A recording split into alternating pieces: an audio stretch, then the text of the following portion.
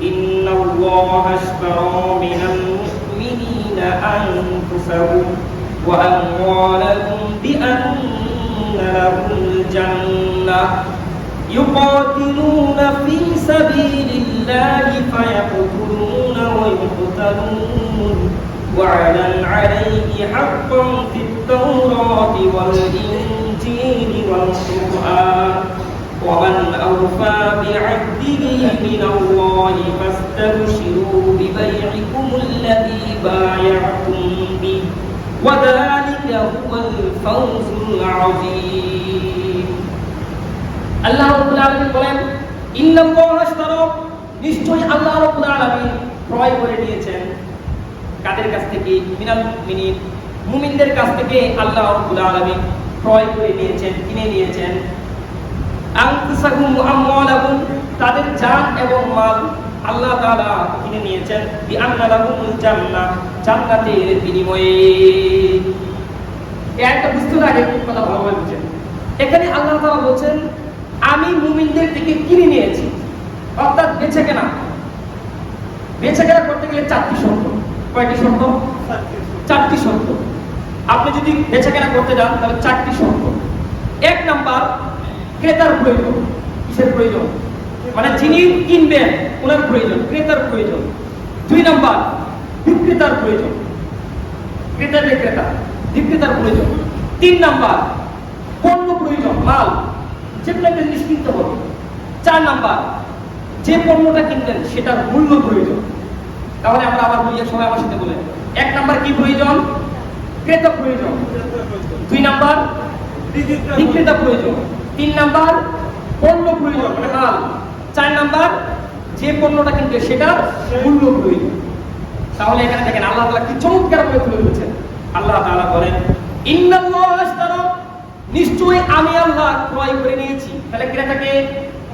ক্রেতাকে আল্লাহ তারপর বলেন মিনাল মুমিনিন কাদের কাছ থেকে যারা মুমিন তাদের কাছ থেকে তাহলে বিক্রেতাকে মুমিন যারা মুমিন তারা হলো কি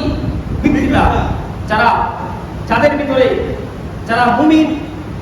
আল্লাহ তাআলা ইবাদত পালন করে আল্লাহ তাআলা নিষেধ কাজ থেকে বেঁচে থাকে মুমিনের যে গুণাবলী আছে যারা মুমিন অর্থাৎ আমরা যারা আছি আমাদের কাছ থেকে আল্লাহ তাআলা কি করেছেন কিনে নিয়েছেন তাহলে আল্লাহ হলেন ক্রেতা আমরা হলেন বিক্রেতা এখন পণ্য কি আল্লাহ তাআলা বলেন আনফুসাকুম আমওয়ালাকুম তোমাদের জান এবং মাল আল্লাহ বলেন বান্দারে আমি আল্লাহ ক্রেতা তোমরা হলে বিক্রেতা আর আমি আল্লাহ তোমাদের কাছ থেকে কি জিনিস কিনে নিলাম শুনো তোমাদের জান এবং মাল তোমাদের সম্পদ আমি আল্লাহর রাস্তায় আমি আল্লাহর আদেশে কি করবে ব্যয় করবে সুবহানাল্লাহ এবং কি তোমাদের জীবন অর্থাৎ শুধু জীবন দিলে হবে না সম্পদ দিতে হবে শুধু দান করলে হবে না প্রয়োজনে যখন আমি আল্লাহর দ্বীন কায়েমের জন্য জীবন দিতে হবে তোমাদের সেই জীবনটাও দান করতে হবে সুবহানাল্লাহ এরপরে আল্লাহ তাআলা বলেন কি হে বান্দা তুমি আমাকে জান দিবে মাল দিবে বিনিময় কি আল্লাহ তাআলা বলেন বিআন্না লাহুমুল জান্নাহ আমি আল্লাহ তাআলা বিনিময়ে তোমাদেরকে জান্নাত দান করব সুবহানাল্লাহ এরপরে আল্লাহ তাআলা বলেন ইউকাতিলুনা ফি সাবিলিল্লাহি ফায়াকতুলুনা ওয়া ইউকতালুন আল্লাহ তাআলা বলেন তারা যারা আল্লাহর রাস্তায় জিহাদ করে নিজেরাও নিহত হয় এবং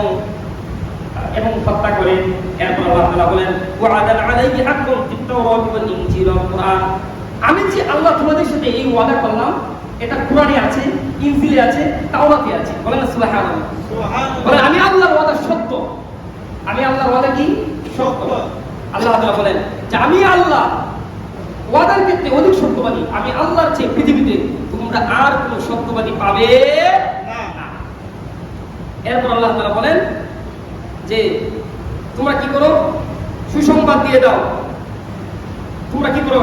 দিয়ে দাও যারা এই বেচাকেনা করে তাদের কি করো সুসংবাদ দিয়ে দাও আর তারাই হলো সবচেয়ে সফল কাজ এখন একটা প্রশ্ন জানি যে হুজুর যে আল্লাহ তাআলা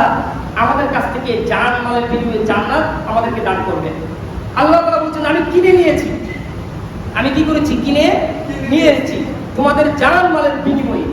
তাহলে আমরা তো এখনো অনেকেই জীবিত তাহলে কিভাবে কিনে নিয়েছি দেখবেন আপনি বাজার থেকে কোনো সদাই কেনার পর, কোনো পণ্য কেনার পর যদি একটু ব্যস্ততা থাকে, আপনি দোকানদারকে বলেন, ভাই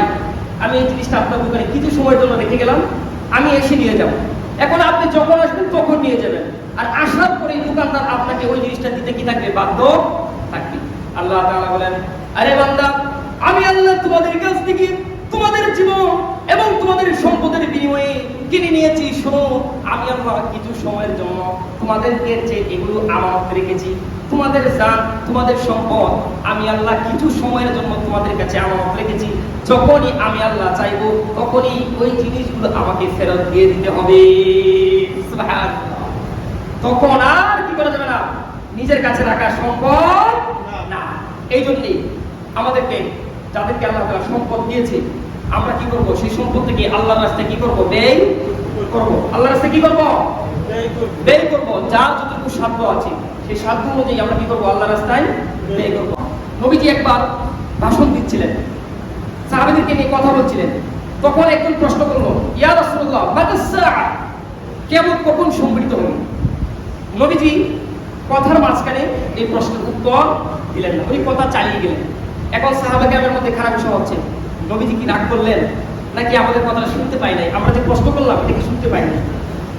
নবীজি সাল্লাল্লাহু আলাইহি ওয়াসাল্লাম যখন আলোচনা শেষ করলেন, তারপর বললেন, আইনা সাইল, এই কোথায় প্রশ্নকারী কোথায়? তখন সে আসলো, বলল, দাঁড়াও, তুমি প্রশ্ন করেছিলে? সে বলল, জি ইয়া রাসূলুল্লাহ, আমি প্রশ্ন করেছিলাম। নবীজি বললেন, কি প্রশ্ন বলো? সে বলল, ইয়া রাসূলুল্লাহ, মাতাস সাআ, কিয়ামত কখন সংঘটিত হবে? তখন নবীজি সাল্লাল্লাহু আলাইহি ওয়াসাল্লাম বলেন, শোনো, যখন মানুষের নিকট আমানত রাখা হবে, আমানতের খেয়ানত করবে, আর যখন মানুষ তার ব্যক্তিগত জীবন, সামাজিক জীবন, পারিবারিক জীবন, রাষ্ট্রীয় জীবনে প্রত্যেকটা ক্ষেত্রে যখন সমাজের মানুষ অযোগ্য ব্যক্তিকে ক্ষমতার মস্তকে বসাবে, তখন মনে করবে, তখন থেকে তুমি দিন বলতে থাকবে যে কিয়ামত সন্নিকটে। কিয়ামত কি সন্নিকটে? যখন অযোগ্য ব্যক্তিকে ক্ষমতার মস্তকে বসাবে, যার ভিতরে কোরআন হাদিসের জ্ঞান নাই, আলেমকে কিভাবে সম্মান করতে হয় যার ভিতরে এই জ্ঞানটুকু নাই। একজন আলেম, একজন ইমাম, তার কতটুকু মর্যাদা, তার কতটুকু গুরুত্ব, তার সামনে কিভাবে কথা বলতে হবে, তাকে কিভাবে রেসপেক্ট করতে হবে, এতটুকু জ্ঞান যার থাকবে না, এ সমাজের নেতা হয়ে কি করবে? একজন ইমামের যে কদর বুঝে না,